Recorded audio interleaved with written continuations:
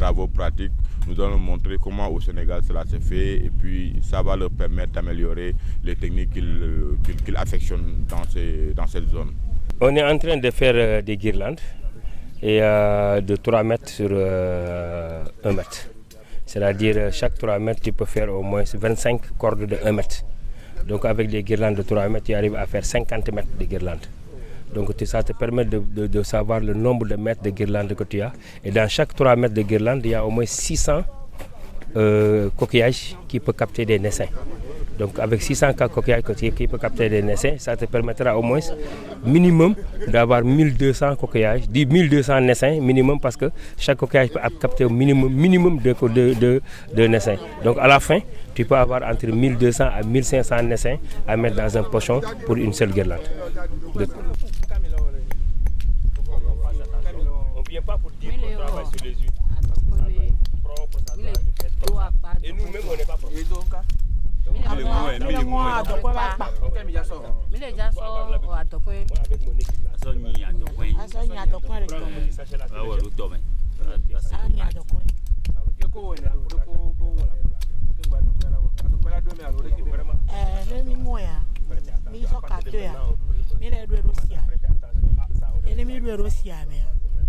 Kemi do ava ola so bambu ola awa emi la guirlande la la ba kero e noa bambu anti le sia e bere funwa ne le via ba do meko ela wa do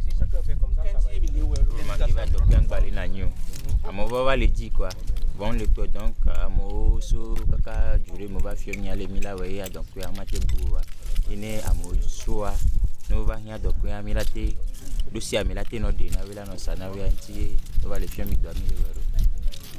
est en train d'installer des guirlandes parce qu'on a fait déjà une formation théorique. On est en train de faire une formation pratique.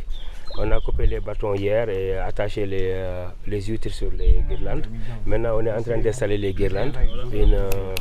Une guirlande qui fait 3 mètres sur 1 mètre de profondeur. Et au total, on aura au moins 600 coquillages pour capter les naissains.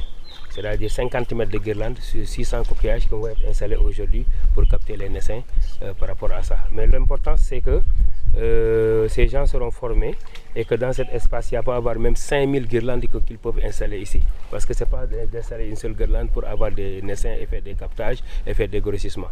Mais au moins, à partir de là, ils comprennent comment on fait, ils vont comprendre comment on installe les guirlandes. Et à partir de là, ils vont continuer le travail pour avoir... quand on va parler d'Anéo, on va parler aussi des huîtres d'Anéo.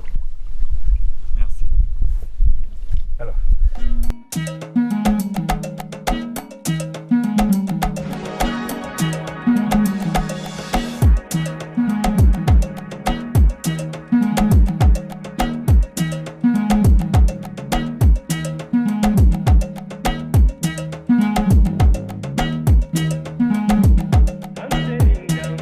Actuellement, on est en train de faire une formation sur le grossissement.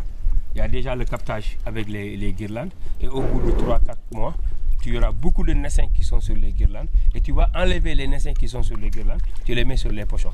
À partir de là, il y a une première 3 mois, 4 mois que tu vas laisser sur les premières étapes de naissance qui ont des mailles de 8 à 12 parce que c'est des petits naissins.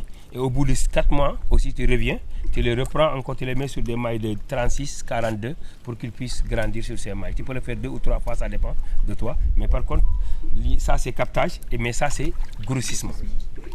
Maintenant, il y a la troisième étape, c'est valorisation et commercialisation. Donc captage, grossissement, après on va parler de valorisation et de commercialisation. Donc ni l'un ni l'autre ne peut partir. Si tu as des naissins et tu ne fais pas de grossissement, ça ne sert à rien.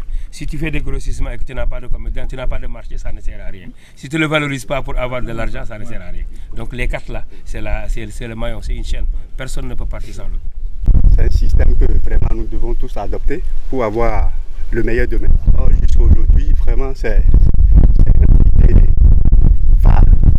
C'est une activité que tous nous avons appréciée. C'est une activité que nous devons tous mettre en pratique pour avoir assez d'huîtres et de bonne qualité. Nous sommes contents, fiers de connaître véritablement ce qu'on appelle guirlande et comment placer une guirlande pour capter les huîtres. On l'a initié parce qu'on s'est rendu compte que les naissins se collaient sur les racines échasses et que les femmes c'était très difficile pour les femmes de les enlever. Ensuite, ils agressaient la mangrove. Non seulement maintenant on protège la mangrove, parce que les naissins ne vont plus se coller sur les racines échasses, ils vont se coller sur les guirlandes, mais ça nous permet de valoriser. Parce que quand tu vas sortir les naissins, tu les mets sur les pochons, ça va prendre la forme des pochons et ce sera plus facile à commercialiser et c'est entretenu et comment dirais-je, l'huître est plus agréable à manger. Donc non seulement le travail des femmes va se diminuer, ils vont gagner plus d'argent par rapport à la commercialisation, mais la mangrove sera protégée.